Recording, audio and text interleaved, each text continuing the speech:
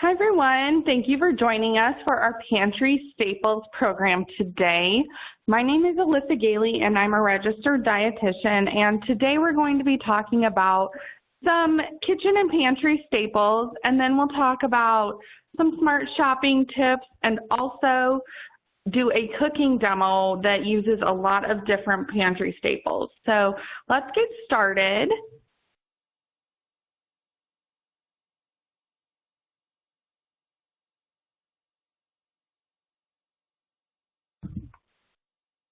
All right, first off today, you're going to learn, again, some easy and healthy pantry staples for each food group, shopping tips and tricks, and then we're going to make a freezer fix chili. And after that, we will move into a live Q&A session. All right, so first off, shopping smart. When you're shopping, be sure to plan ahead. Make a list and determine what you're going to make, when you're going to make it, and what you will need that you don't already have. Another tip I have for you is not to go hungry. When you go hungry to the store, you tend to buy things that maybe you normally wouldn't buy, and this costs you money, and it also can be unfriendly for your healthy lifestyle. So be sure to eat a snack or a meal before you go to the store. Try and choose real foods, which we'll talk about here in the next few minutes. And then another thing we want to be cognizant of is using coupons. A lot of people use coupons, which is great for saving money, but if you weren't planning to buy that item, it actually ends up costing you money. So one tip that I have is to look at the weekly ad and kind of plan your meals around what's on sale. That can help save you money, and you're not using coupons that for things you don't need. Okay, so first off is vegetables. When you're shopping for vegetables, I want you to make sure that you know that fresh, frozen, and canned nutritionally are very similar. And so when you're buying these items, the fresh tends to be a little bit more expensive unless something is in season. So frozen is just as healthy. With the canned stuff, you want to make sure that you're buying it in reduced sodium or low sodium, or you are rinsing it and draining it really well to get a lot of that salt out of there. So other than that, fill up your plate with fresh, frozen, or canned vegetables, and you'll be sure to have a healthy diet that way. Next up, we have fruits. Fruits are another great thing that we want to keep in our diet. Again, fresh, frozen, or canned is going to be good options. Now, with the fruits, the canned fruits, you want to try and find them in their own juice or canned in water. Again, rinsing them really good will help get a lot of that extra sugary syrup off. Something else that you might want to keep in mind is dried fruits. These are great, but a lot of times, especially like dried cranberries, have added sugars, so you want to watch out for that. And trying to stay away from fruit juice, it really doesn't give us any health benefits. So trying to do the fresh, frozen, canned, or dried instead of the juices will be best for you. Something else that I think it's important that you keep in your kitchen is eggs. Eggs are such a great and inexpensive protein source.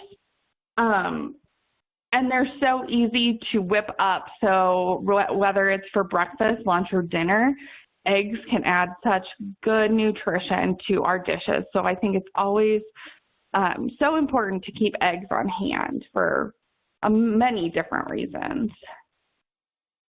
Another thing I think it's important to keep is seafood. Now, a lot of people don't keep seafood in their freezer or in their fridge. But you have to remember, like, canned seafood would also be a good option. So if you like tuna salad, keeping some canned tuna, as long as it's canned in water and not oil, would be a good option to get those heart-healthy fats in. And then again, fresh, frozen, it doesn't really matter. Just trying to get seafood in twice per week is important. So trying to keep that on hand will help you to get those items in your diet. Okay, so the next thing I like to keep in my refrigerator is yogurt. Yogurt is so great for many different things. I like to keep Greek yogurt in my fridge just because it does add a little bit more protein. It has a little bit less added sugars usually. If you keep plain on hand, you can use plain as sour cream. You can make dips with it. So that's another reason that I like to keep it on hand, is because it's good for so many different things. When you do keep yogurt on hand, be sure that you're checking the date, making sure that it is still good, and just trying to incorporate that into a lot of different things. So having a parfait at breakfast, you could have a smoothie, you could have yogurt for a snack. So just it really is a good all-around food to keep on hand. Lentils are another thing I think it's important to keep on hand. The lentils are such a good protein source, and they keep for a very long time. So if you keep them on hand, you know, maybe you don't use them that often, but if you haven't been to the store, you can always make them up. Now you can buy them dried, which is what I like to do, and then cooking them in a pot to soften them. You can really add them to a lot of different dishes. I find that you can stretch your food dollar by using lentils, so adding them to like your ground beef to kind of stretch that food dollar and still give you good protein with like tacos or something. That's always a great idea.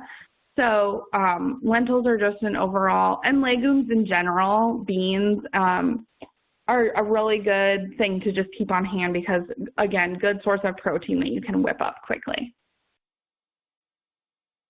All right, so another thing I think it's important to keep in your pantry is almonds or nuts of some sort, just because they contain healthy fats, and also because they are such good sources of protein. You can add them to a lot of different like trail mixes or have them as a snack.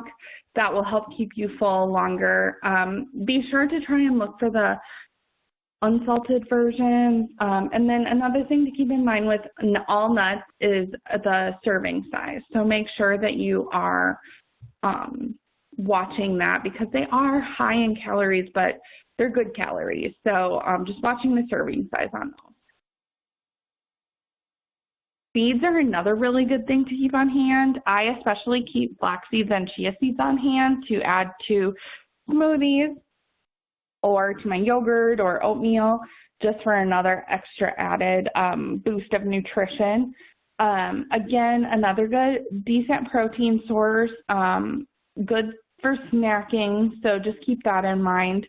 And one thing with flax seeds, if you do buy them, making sure that you buy them ground or you grind them up. When they are whole, our body is not able to digest them, and so we're not really getting any of the good nutrition benefits out of them that we get when they are ground. And then keeping them in a cool, dark place is also important, just because of the omega-3 fatty acids that are in them. So something good to keep on hand to just throw into dishes and really boost your nutrition. All right, so next we're moving on to whole grains. I think it's so important that we keep whole grains on hand. A lot of people shy away from breads and stuff now, but keeping them on hand makes it so easy to, you know, have them with meals, whether it be brown rice or oatmeal, or even whole grain bread for a sandwich.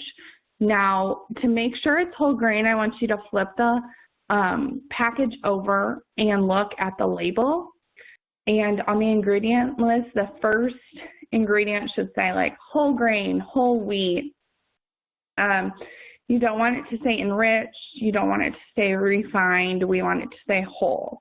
And that just means that the entire grain has been used and we're getting a lot of B vitamins and fiber in there. So don't pay attention to the front of the package. Always flip it over and keep a variety of these items in your pantry. Another thing I really like to do with like brown rice is make extra when I am making it and then freeze it so that maybe the next few times that I am going to have brown rice, I don't have to actually cook it. I can just take it out of the freezer and heat it up. And that makes things a little bit quicker for me in a pinch, and it means that I'm still getting healthy whole grains in my meals when maybe I just don't have enough time to cook some rice. So that's always a good option for you. All right, so we talked a little bit about reducing our sodium. So a few different things I want to point out is that we want to choose packaged food sparingly. So just really look at the label and determine what brand has the lowest sodium, and just making sure that we're buying that consistently to keep our salt at a minimum, just because most of us are getting plenty of salt in other ways. Condiments are a big culprit of this, and so making sure your sauces and dressings are low in sodium, or buying like yogurt-based dressings, and really watching the serving size on those is how you're going to best monitor that. And then again, watching out for those frozen and canned vegetables and fruits, buying the no salt added or things without sauces is always going to be the best. So now we're going to move into our recipe, which is our freezer fixed chili. So I'll just kind of go over these are in the ingredients, and we are going to post the link so that you have the recipe. What I really like about this recipe is that you could have tons of different ingredients in it, and you can make it a lot of different ways. So here are the ingredients. Here are all the different ways you could make it. I mean, it's endless. As long as you cook the ground beef and heat everything thoroughly, you're going to be good to go with this recipe. So I am going to move into the cooking demo portion now.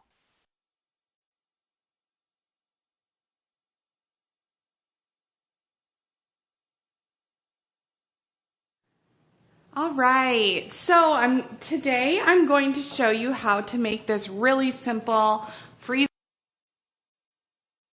fixed chili. This recipe is from the American Diabetes Association, and what I love about this recipe is you can use lots of different ingredients. You can use whatever you have in your pantry already. And so we're going to get started, and I'll walk you through some different ideas that I have about this. So first off, for ingredients, I've got 1 pound of ground turkey. Now, you could use ground beef, you could use ground chicken, whatever you prefer. I just had ground turkey in my freezer. So I've got 1 pound of that, and I'm going to go ahead and brown that. And then I have a can of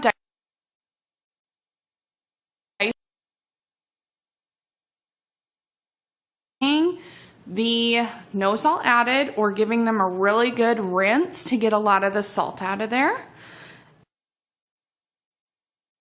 And then I have 1 can of corn. Now you could use frozen corn, you could use fresh corn if you wanted. Really whatever you would like, but again, if you're gonna buy the canned, go for the low salt and then give it a good rinse. Then I have a cup of water. Now, to give it a little more flavor, you could add a cup of low sodium broth if you wanted. That would give it a little bit more flavor, but make sure you're getting the low sodium or the no salt added if you're going to use a broth. And then I have 2 tablespoons of chili powder. powder. I have a tablespoon of cumin, 1.5 teaspoons of paprika, and then fridge. If you had celery, or if you had those frozen, those would be really good options to add into this recipe too. So the other thing that I like about this recipe is that there's a lot of different ways to make it. So today I'm going to use a crock pot or a slow cooker, but you could use a pressure cooker or you could do it on the stove. So really this recipe can be made any different way, and it's great frozen. So if you have extras, you can put it in the freezer. If you eat it all, great, but that's what I love about this, is that it's just so versatile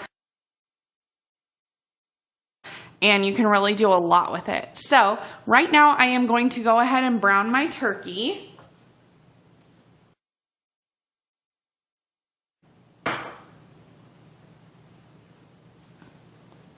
So I've got my brown turkey and I'm just going to throw that in here.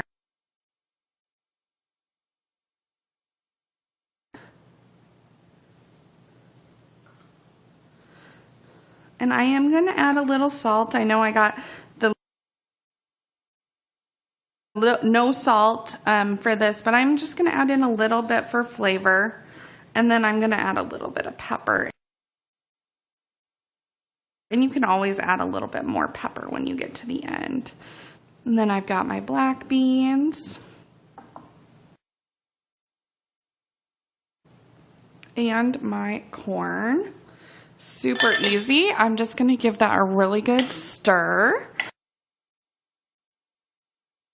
And since I'm making this in the slow cooker today, I'm just going to go ahead and put the slow cooker on low and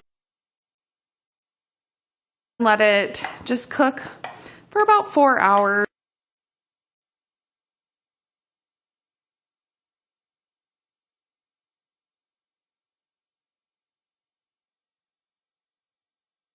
All right, so that is a really quick and easy recipe. I do have the link here, and I think we have it posted for you as well if you would like to make it. I'm really excited for you to try it. It's such an easy recipe, and really you can do whatever you want with it. You can throw in extra things, you can leave things out, you can make lots of different swaps with it. So next we are going to go to our Q&A session. So be sure to submit your questions, and we will get them answered for you as best we can. And thank you for joining us, and have a great day.